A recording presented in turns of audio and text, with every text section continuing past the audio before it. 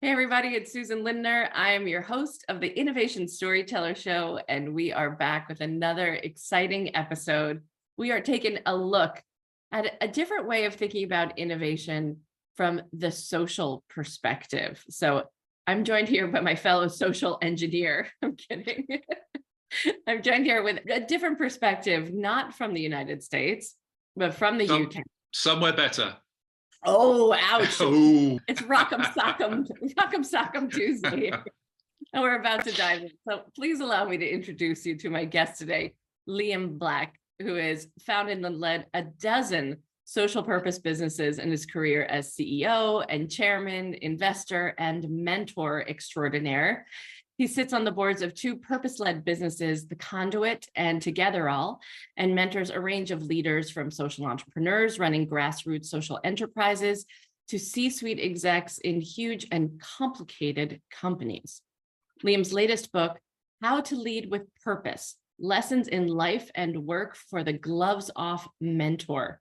He loves working with people who are trying to change the world and realize how bloody hard it is. And Liam, I'm just so grateful to have you with me on the show today. Thank you. Absolutely delighted to be here. And hello, everyone from Covent Garden in London.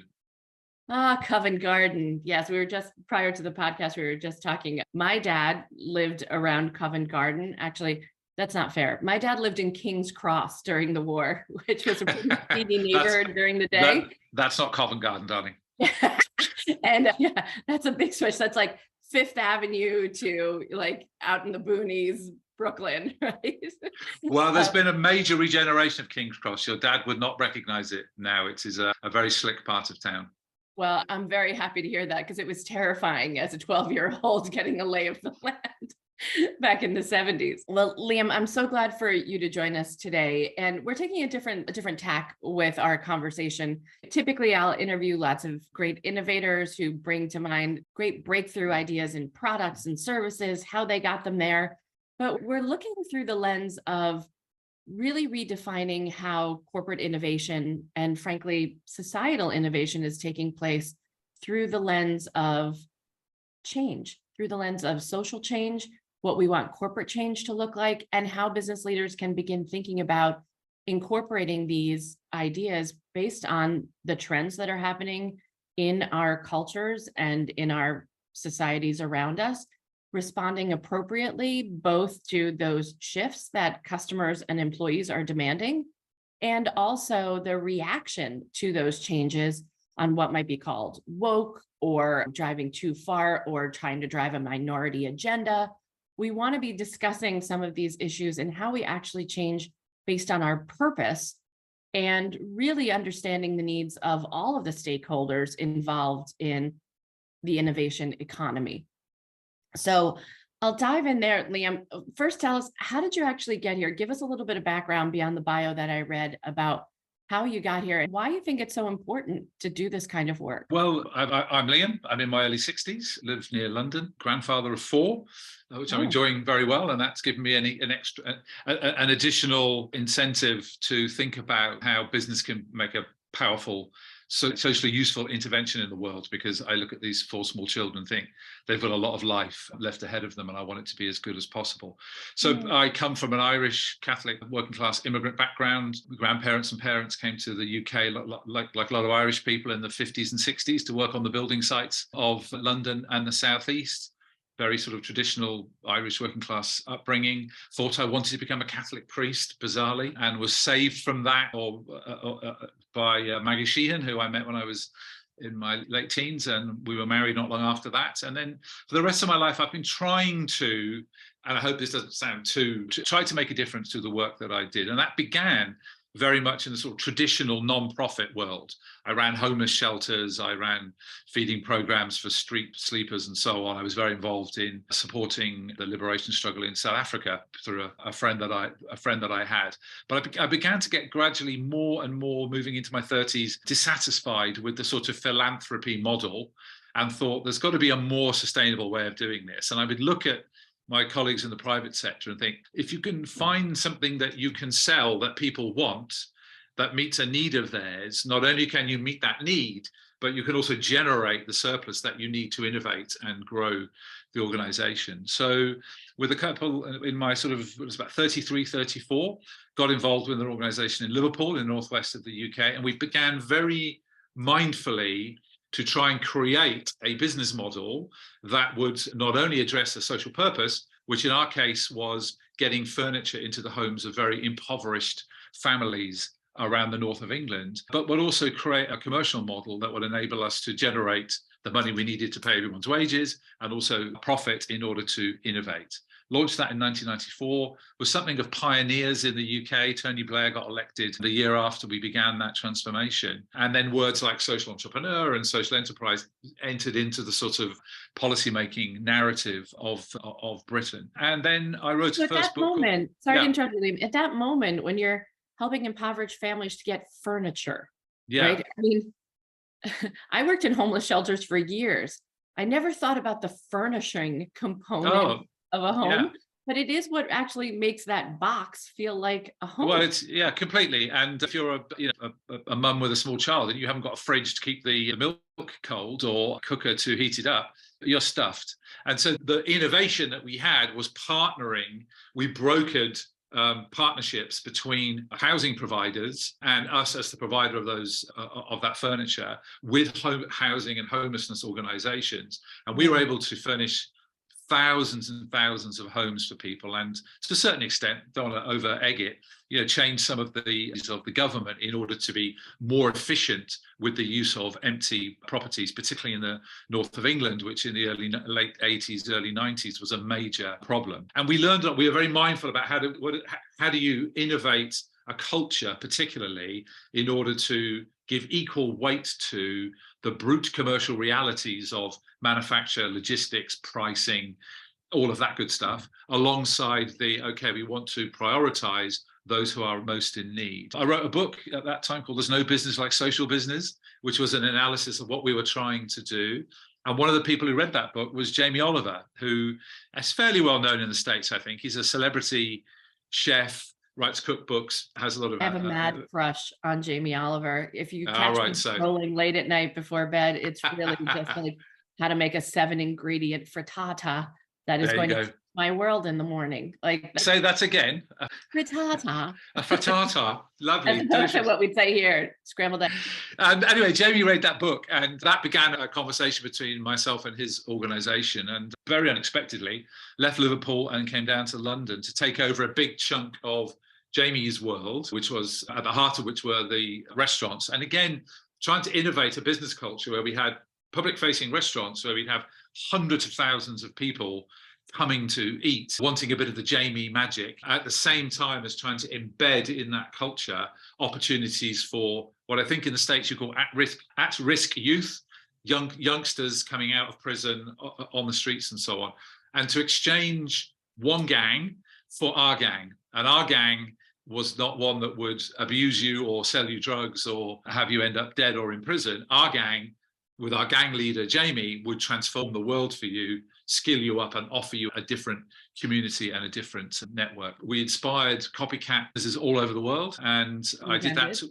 Yeah, and we loved it. It was quite pressurized and it was in the glare of the media, but we did some good work. And that cemented my belief that commercial business model that can create a market, have products and services that people want, that the energy that brings can create the environment in which you can do some really good social good, which is sustainable. You don't have to stop when you've run out of the donations, because the business continues and expands and becomes more profitable and cash generative. And then you embed those values so that it becomes very challenging to go back to the old way of doing business. Well, 100%. And it's not let's kind of hammer the business and then we'll see if we can do some good, which is kind of the old world model, in my view, of sort of philanthropy that businesses try. It's how do we innovate products and services and cultures, particularly, that allow us to do both those things at the same time. And that's what really fascinated me. And then that brought me to my late 40s. And then I created a business with two friends called Wavelength, which was still is a leadership development executive training company. And we worked with the C suites of Dyson, Lego, IKEA, name it. We ran events all over the world, from the sort of rural areas of Bangladesh, looking at how big companies like Danone are innovating solutions to poverty at scale, to Silicon Valley. Used to come to the Valley every year for about 7 or 8 years to look at what innovation looked like there. And what we would try and do with all of our clients who were senior suite corporate leaders as well as senior leaders from the nonprofit world was to ask the question, how can we use innovation and our business brains in order to develop our businesses, make them great places to work, and also think about how we can develop products and services as a core part of the business in order to address the issues that we're all interested in, primarily climate change, but also inequality, unemployment, all of those sorts of things. Not in a sort of, you should feel guilty about this private sector person, but much rather, wouldn't it be exciting if the resources, the innovation, the capacity, the people that you've got could turn your brilliance to creating new products and services that address a social issue in the same way that you do that with financial services, cars, telephones, or whatever your core activity might be. I did that for about 10 years. And over the last 5 years, since I exited that company, I'm a mentor, I'm a board member, and I currently sit on the boards of 2 companies, which you mentioned earlier. One called the Conduit, where I'm speaking to you now, which is a very explicit attempt to bring together as many of those people that I've been talking about in the same place. So we have a membership club in Covent Garden called the Conduit, and I'm speaking to you from that building now. We've got 6 floors of meeting spaces, restaurant, bars, a wonderful roof terrace, the only one in Covent Garden, Susan. So when you come over, I'll buy you a frittata and a Negroni on the roof terrace. Because I definitely need gin with my breakfast. So thank you very much for that. That's how we roll in London these days, darling. Nice. It's gin at breakfast. And the purpose, and so it's, you have a look at the website, theconduit.com. We're opening in Oslo. We have plans to come to the United States. And the idea is to bring together communities of senior corporate leaders, investors, social entrepreneurs, grassroots activists, to see whether together we can invent new ways of addressing some of the issues that beset our societies and the world. And then I'm also on the board of a mental health business called Togetherall.com, which has been in existence for 15 years, which provides an anonymized platform for people who feel isolated by anxiety and depression, growing very quickly in the States. We're in about 400 or 500 universities in your country now. And that's a really good example, I think, of how business and technology and innovation can be brought to bear on a social issue. So the issue being the isolation experienced by people with anxiety and depression, at the same time as enormous pressure on healthcare services that just can't cope. And the roots of it lie in our founder, whose best friend took her life, really unexpected. This is 15 years ago. And at the time, Jen, the founder, thought, my God, we had no idea my friend was feeling like that. And during the commute from her house, her flat in Camden, to the train, there was a building site. And on that building site was a white wall where she would notice people would write graffiti on the wall. And then people would respond. I mean, nothing to do with mental health. It was probably about football or some sort of obscenities. But that got her thinking, well, what if there was a virtual white wall that my friend could have gone and written how she was really feeling in a safe, anonymized environment, and people could have responded to that. And so at the time, this was a pretty radical idea that you could have peer-to-peer mental health support. But in order to make that work, you need to have good technology around it. So and I got involved as an investor about 7 years ago, and then came in as exec chair for 3, and now I sit as a non-exec on the board. And that's been a really interesting example of bringing technological innovation with cultural innovation to address at scale a big social issue that affects people across classes. And our goal is to democratize access to digital mental health care. So it's a B2B to C model. So we are paid by universities, the British Army, the Canadian Veterans Association, public health bodies, and so ITV, all sorts of organizations, so that the service is free at the point of use to the student, the soldier, the executive, the citizen. And underneath it lies the technology which makes that interaction straightforward and simple, and surrounded by clinical excellence to make sure that no one is at risk.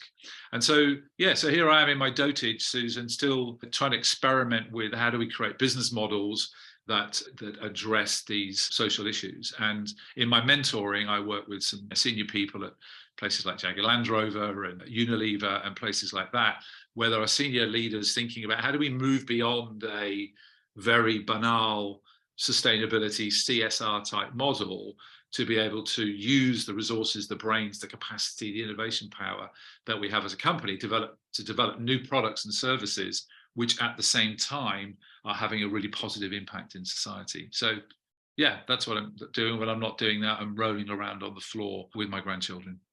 Nice. So many things struck me while you were speaking. Today is the 10th anniversary of what was the Parkland shooting here in the United States, where a former student went back to his high school and killed 17 people. And just last night, there was a shooting at Michigan State University where I think 3 students died and 5 more were injured just last night.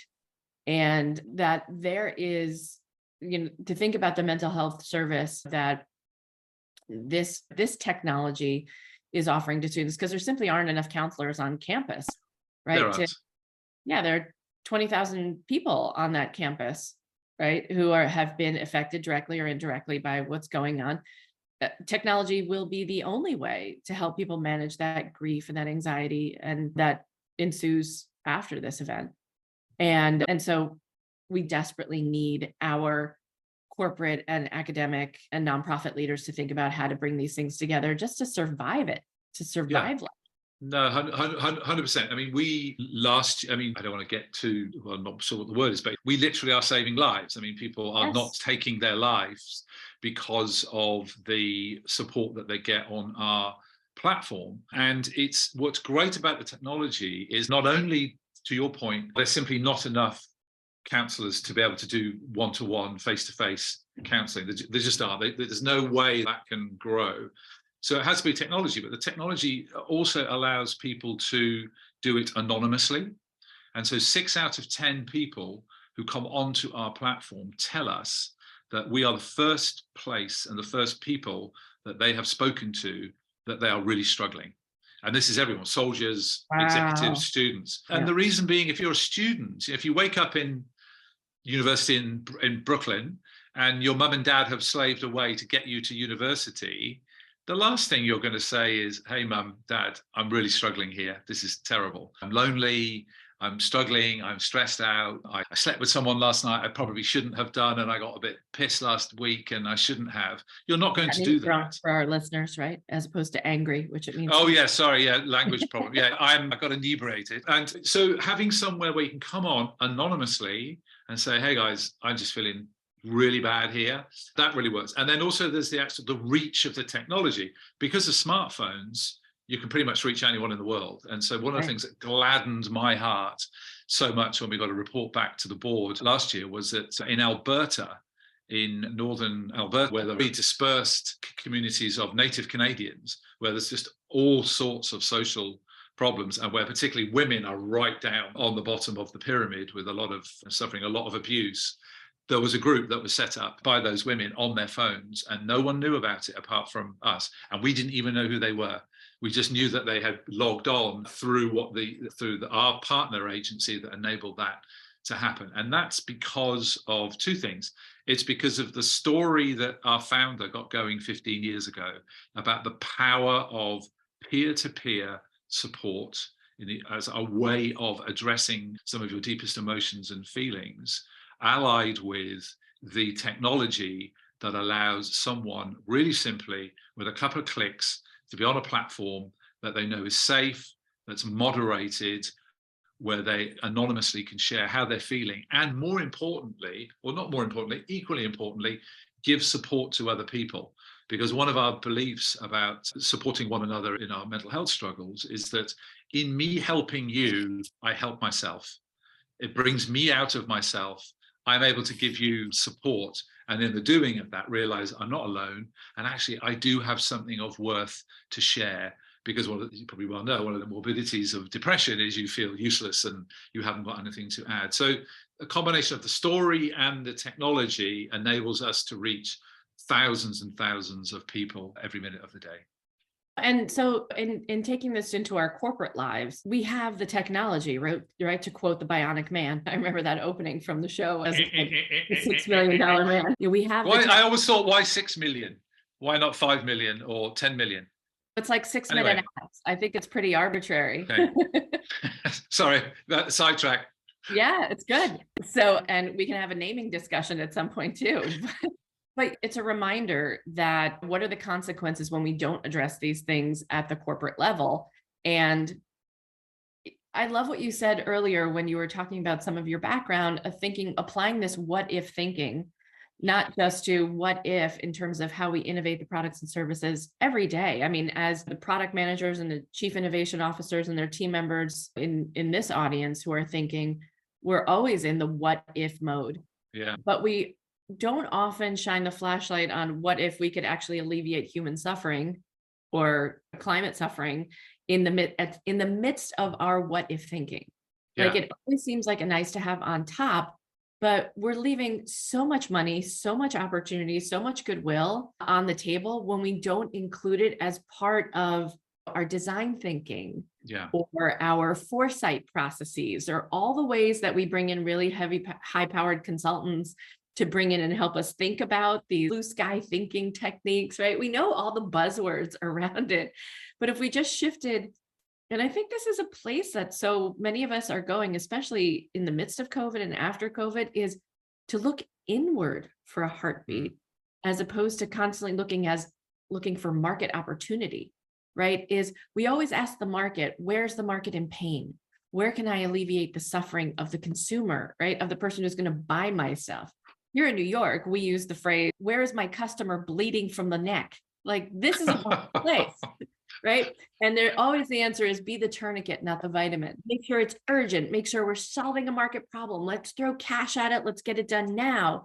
I want to be the person who saves the day. I'm a firefighter, but we so rarely take one extra click to the left or to the right and go, where's the human suffering that could be alleviated if I chose to look at my product or service differently? Can you talk about for all of us who do this thinking work, how do we shift the mindset first to get into that space? I think the mind shift generally is on its way, but I think it's in early days. We still have, what's he called? Larry Fink, the head of BlackRock. I quote him in the book. He gives his CEO letters that he sends out, saying that the days of the binary, there's business and there's society, that those days are over. But I think we're still at the early stages of learning how to do what you're talking about there. How do we integrate all of that foresight, design thinking, all of that around our products and services, and have that extra layer, as you talked about there, about what is the impact that can have in society positively. So I think there's decades and decades of business school bullshit to break through there to get into that new place. But what I see that when people do that is how exciting it is and how liberating it is to be able to, as you say, make that extra click. Get experience of the mental health business. When we partnered with some of these big tech businesses in the UK, I don't mean your big Silicon Valley ones, but some of the developers that we have here, they were so delighted to be able to work on with their core competencies, programming, dashboards, reach, all of that tech stuff, at the same time as saying, actually, how could we develop this in order that it's anonymous? How could we develop this that it can be moderated really well? How can we make this available, click, to the native Canadian woman in her home in northern Canada at the same time as the stressed out executive coming out of the board meeting? And they brought to that all of the stuff that you've talked about there, with great excitement added to it, because there was a clear sense of this is what the positive impact of that is going to be. And I think that can be done with all the products and services that we have to a greater or lesser extent. If you look at Unilever, I mean, they're trying to do that with their soups, but there it's looking at their supply chain, because they realize that vibrant communities that produce the products for their products. What's happening with Unilever and their soups? Well, Unilever under Paul Polman a few years ago went for its sustainability living plan. And the goal was, rather than have just sort of a CSR thing on the side here, why don't we look at all of our lines and ask the question, how could we make those genuinely sustainable in all senses of that word, but including how do we ensure that in the production of our soups, our ice cream, deodorant, all of the massive range of stuff that Unilever do, in all the things that we need to do to imagine, design, produce, and sell those, we are mindfully thinking, how do we have as positive an impact in the world as we can? And not primarily from aren't we great people and wouldn't that be a good thing to do? Yes, all of those things are true, but also in the future, with consumers more mindful about where their stuff comes from, and in a world in which literally the tea plantations are burning down because of climate change, there is a business urgency to work out how supply chains are created in a way that are genuinely sustainable and support the onward movement of the company. So I think that we're more and more seeing that this isn't a nice to have, this is an urgent responsibility to shareholders and to boards to work out how our companies impact the world in ways that don't undermine our ability to continue those business far into the future, making profits and creating work for people. So I think it's a really interesting time. Honestly, when I started banging on about this 20 years ago, everyone thought I was mad and would look at me like, what are you talking about? I mean, there is business and there is charity, and you're mixing the two up. I think we're far beyond that now. And the people who ask me to mentor them, particularly those in the corporate world, are sitting with just these problems. So it isn't an answer to the question, how do we address woke? It's got absolutely nothing to do about that. It's Well, how do we... that. Yeah, let's talk about that for a second, because I agree with you. What we're seeing in corporate America now is we're seeing some pushback. Like, I don't want to get on a Zoom call and announce my pronouns.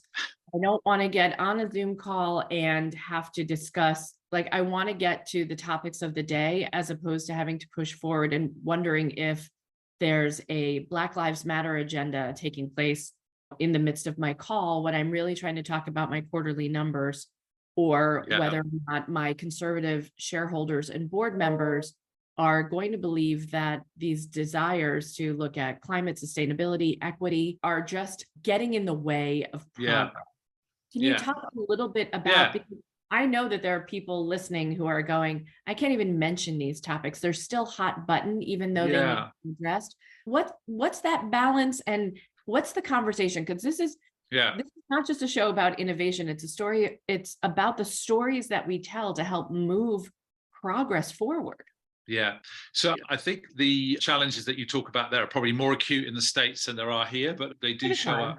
They do, give it time. We always end up doing what you guys do. So I think that, and I share some of that frustration, and I think there's a lot of time wasted. I think maybe some of the intention behind some of that stuff, there's some good intention there about including people, not deliberately excluding people. I think there's maybe a good intention there, but I think the way that it shows up in a sort of theological way is not only annoying, it's unhelpful and actually undermines the good intention that is there, because it pisses people off. I think it's absolutely true.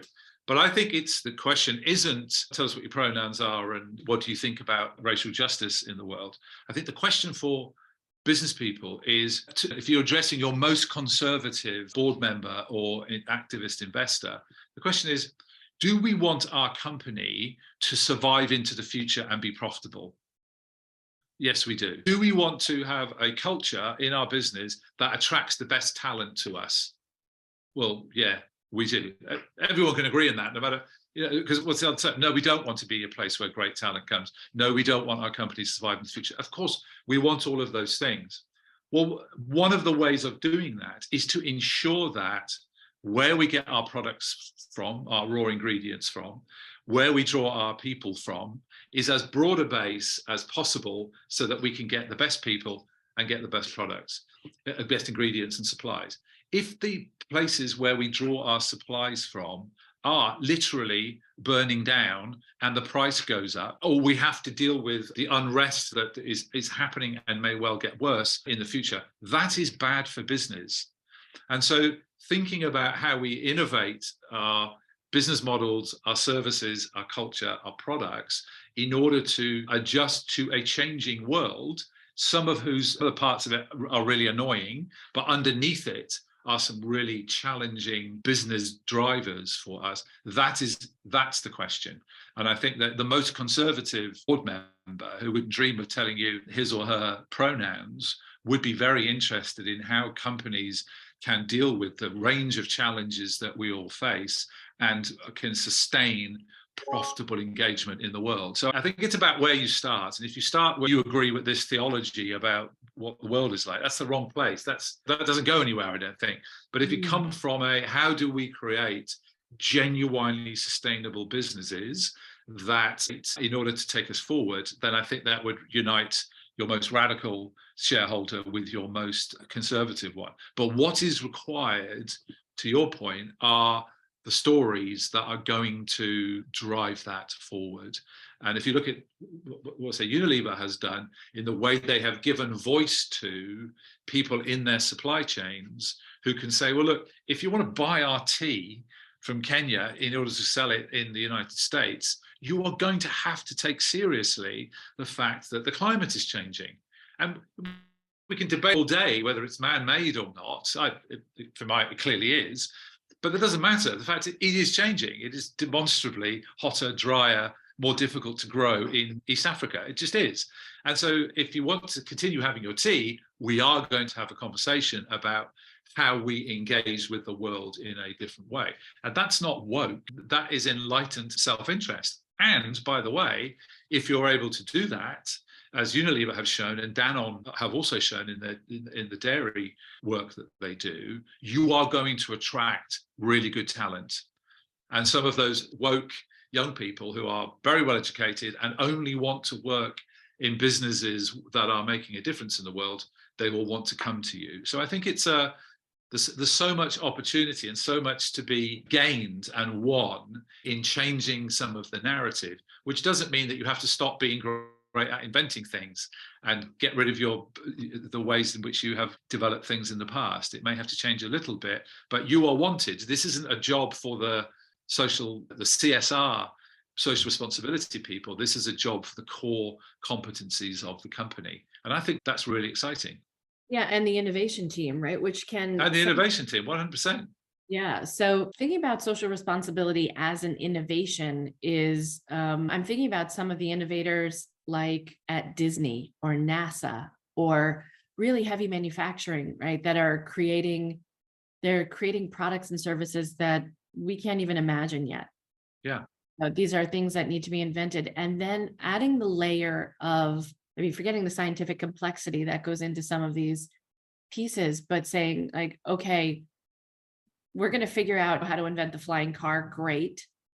As part and parcel of the innovation process, let's create a new supply chain to accompany that innovation, that moonshot idea, where getting resources, that the creation of the innovation itself begins with an innovated supply chain. How feasible or how responsible do you think the innovation team should be for that effort, as opposed to the team that is responsible for scaling it? I think often there's a false dichotomy in lots of cultures between the innovators and the scalers. I think you need them all, don't you? But they need to know how to collaborate really well. And I know that some of the people that I mentor get quite frustrated when they have had a really good idea and then they have to hand it off to someone else to do it. I think inside a lot of big organizations, which have, for a long time, to good effect, simplified things a lot to be able to do things at such scale, I think a lot of that is going to need to be rethought. But I think that the prize, both in terms of professional pride and excitement, as well as the development of new products and services and new ways of making money, will offset that. But I think from the leadership, both of the innovation teams and of the company as a whole, to signal that this is really important and to innovate in the ways in which different talent pools within the company collaborate in order to innovate. I think that is a big challenge, because I think often, we all get stuck in our ways, don't we? But I think it's very easy to get stuck in your ways in a large company that's dispersed all over the world. And different companies have tried different ways of addressing that, haven't there? So one of the most radical might be Gore with their teams that are only self-managed teams, which are never bigger than 12 people or so, which set their own pay and set their own agendas to a certain extent. Because I think that the days of the hierarchical command and control, do it because I say so model is not going to be able to respond to this new world, because the challenges are new and there'll need to be new ways of doing it. But should the innovators inside those companies be at the forefront of thinking about that? Absolutely. Absolutely, they should. And I think it's a potentially very exciting development for those teams, and also and I think for the teams who get it right in the war for talent, they're going to have an extra opportunity to win it. This is also a time I'm seeing, like, we're looking at Silicon Valley and seeing massive layoffs, right, going on at large tech firms, many of which we would consider to be the bellwether of the innovation economy. And some might want to debate me on that. But when we see, like, just today, Facebook, now called Meta, decided to change its stock ticker symbol from Meta back to FB. Is that right? Yeah, that just happened today after a slew of layoffs that were announced last week. So I'm also wondering if there's always an expansion of innovation, and then there's a contraction again when we get a little too nervous that things have gone too far, or what's the expression, leaned out over our skis too, and then the desire to pull back again. Do you worry that there's this part of its expansion and contraction that well, that's the nature of capitalism, isn't it? I mean, that's the big picture that's happened. But I think that I think those are short-term, painful for the people who are losing their jobs, without a doubt. But the big picture of is the world changing? The major epochal changes going on, climate being one of them, demography being another, the movement of people around the world, an increasing refugee problem that will be driven by climate change. And we're seeing it in Europe. Are those things going to go away? No. Are they going to become more acute and more at scale? I think they definitely are. So the question, I think, for innovators in businesses is not how do we carry on doing business as usual with the kind of usual ebb and flow of the way in which business goes, sometimes up, sometimes down. I just don't think that's going to cut it, because the challenges that there are to society and the world, and therefore to business, are of such a scale and an urgency that any innovation team or any board that ignores them is going to be irrelevant in the future. So I think there's a real self-interest as well as a doing good for the world mix here that I think needs to be addressed directly. In my book, I talk about one of the blockers to that is some of the senior leadership, which tend to look like me, white old blokes. And I think we have still a lot to give, but I think we really need to think about how we give that and what our role is as leaders and how we become real enablers to the generations below us and coming behind us, rather than being, well, we've always done it like that, haven't we? And I've worked here for 30 years and I know better than you. That is passing and needs to go. That is not an innovator's mindset, at least on this. That is not an innovator's mindset. I think that needs to be rooted out and that needs to be stopped, because the challenges facing us are of an urgency and a scale where that sort of hypocrisy and hiding away should have no place. And I know that there are plenty of people inside businesses, and I'm sure there are many listening to us now, who are just very keen to bring their leadership and innovation skill and capacity to addressing some of these issues. Yes, that's often been referred to as the male, pale, and stale syndrome. Male, pale, and stale. Yeah.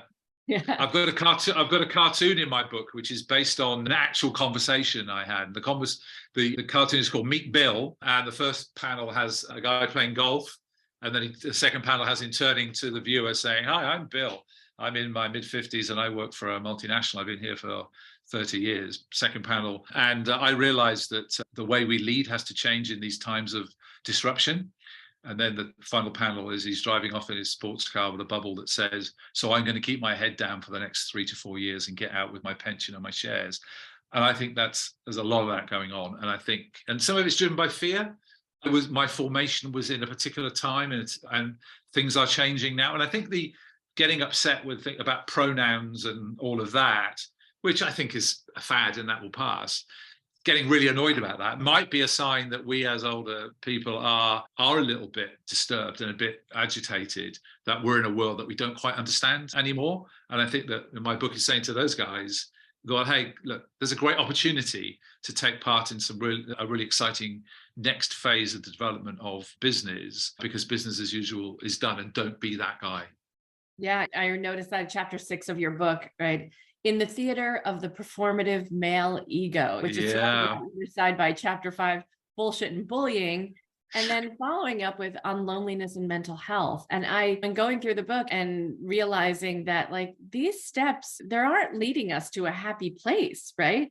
The bullshit and bullying, the performative male ego leads us to loneliness and mental health crises, because if we're buying our own bullshit, right, and we're not actually creating the change that the world needs to see, it actually leaves us feeling like garbage. Oh, yeah, 100%. I mentored a guy a couple of years ago who was Bill, not that literal Bill, but was a Bill. Decent guy. I mean, decent guy. Put his time in. He was in a financial services business and was drinking too much, was just not happy. And sort of, I quote Sue Garrard in the book, who was at Unilever at the top table for some time. And she says, a lot of these guys get to the top and go, shit, is that it? Okay, right, okay.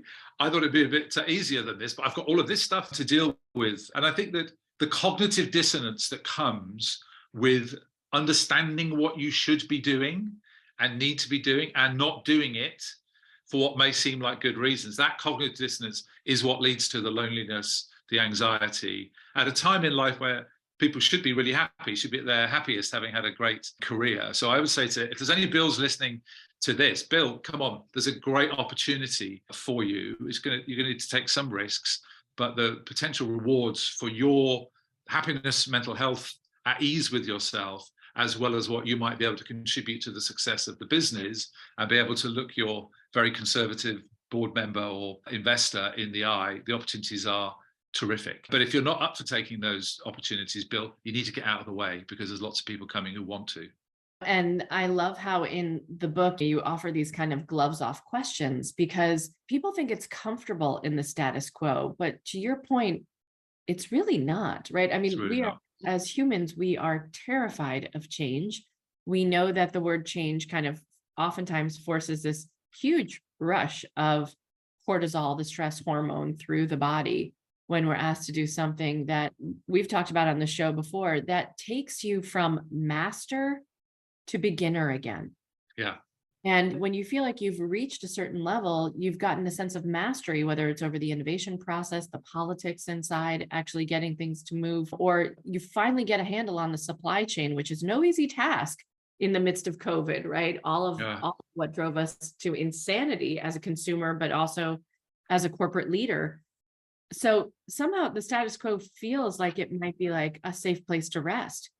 But in reality, getting there and finding the dissatisfaction with it, turning to the substance of your choice to make it palatable, for fear of giving up mastery of that thing and putting on the beginner's mind, like that in itself is like you are relieving yourself of status, of knowing, of some kind of certainty, order and changing it for, frankly, the guy who was hired with his MBA out of school 15 minutes ago. Like suddenly you're making yourself equal with someone who doesn't have the 30 years spent. Yeah. It's a terrifying process. It can be terrifying, but I think with the people I mentor that are in that situation, I think the job is to say, actually, well, flip it around and try and let go of that and frame it as, I have been here for 30 years. I do have lots of experience. And now I have the opportunity, in being a mature leader, to learn new things, to engage with younger people who I can support and I can also learn from. But I think it's that shifting from being the leader who tells you what to do to being the leader that enables and empowers and learns. And that can be really freeing and exciting. And that's what we should be going for. If you're a bloke in your early 50s, that's what you should be going for, not the kind of buttoned up, oh my God, look at all those young MBAs coming in and I have to listen to their pronouns. Well, yeah, it can be annoying, but actually they're bringing innovation and an energy which may well be able to transform this company and take us forward. So I think there's a terrific opportunity. And again, bluntly, with the gloves off, if you don't want that, then it's time for you to leave because you're in the way. And at some point, someone's going to get that. I think one of the problems with corporate life is the further you go up the ladder and the more money you're on, the less brave you become. Should be the other way around. Should be that I'm now on a big salary and I've got that great track record behind me. I can now take some risks. It's the other way around. And too often men of a certain sort promote men of a certain sort.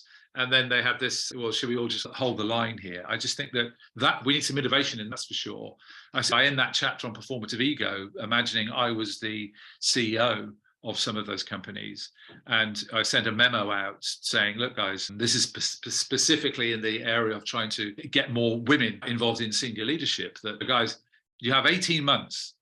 And your bonus and your chance of promotion relies upon you making your team less white, less blokey, more innovative, more open to the world, because that's where we think innovation is going to come from. And if you don't do that, then there's probably not a future in this company for you. And I'm quite happy if some of you do the right thing for the wrong reason, because not enough of us are trying to do the right thing at the moment. I just think it's a terrific opportunity out there for companies that take that seriously to become the winning, most innovative businesses of the future. Yeah, I love that you include the memo when you say, I appreciate that some of us might do the right thing for the wrong reason, but at least we'll be trying to do the right things, because right now, clearly not enough of us are.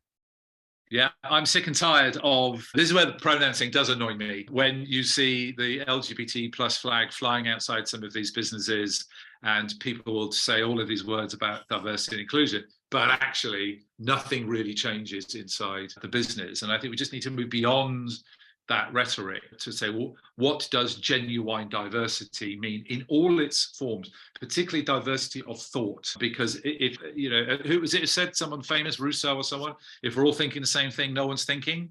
And I think that's very true in a lot of organizations where we all look like each other and sound like each other, and we're not going to have much original thought. So I think that diversity, genuine diversity, not tokenism, is at the heart of the innovation power that the organizations in the future that are going to win are going to have to develop. Yeah. And just in closing, the way that you conclude the book is to remind leaders, and I would include this for our innovation leaders, is do stay angry at the injustices of the world. Don't let that anger poison me and those I love and work with. Do give myself permission to work really hard. Don't expect others to match me. Do let my team do what they are great at. Don't sweat the small stuff and interfere. And do put time in the diary to rest, run, and romance. And don't forget to say thank you and enjoy my successes. And those are some big asks in their own right. But I would love to see this kind of with an old school cork board with a push pin in it hanging next to a lot of my audience's desks. I think it's such a mantra for all of us. And I think as innovation leaders, frankly, everyone else seems to celebrate our successes rather than the great ideas that we came up with that wound up scaling and growing and powering the company.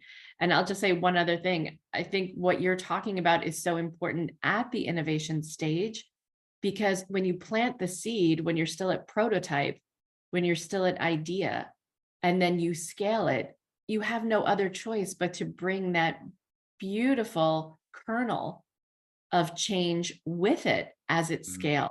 If we only think about the innovation around the supply chain, the materials, the diversity, et cetera, when we're at scale, it's so much harder to build it in after. So much hard to build after. And also some of the really interesting innovation around supply chains that I've seen is where organizations, large businesses, will involve the producers at that early stage. Right. So rather than thinking, oh, God, we've built this enormous thing now, why don't we talk to the tea farmer? Well, why don't you invite the tea farmer right at the beginning, because he or she really understands how these things work. And that's isn't it true that, Susan, that the most exciting things we've been involved in are where you have a diversity of people in the room, from your tea farmer to your investor, because out of that will come genuine new thinking and genuine innovation. Right. And this anthropologist couldn't agree with you more. And there we go. For my audiences, if you haven't looked it up, appreciative inquiry is the line of reckoning, right? The line of curiosity about what's going on. Just start with a level of curiosity about what if and what could be better. And oftentimes it starts with the producers. So Yeah. Liam, thank you so much for joining me on the show. Absolute pleasure. And hello, America. I hope all goes well. Well, they say when America sneezes, we catch a cold over here. So it's important to us that you are all in rude health.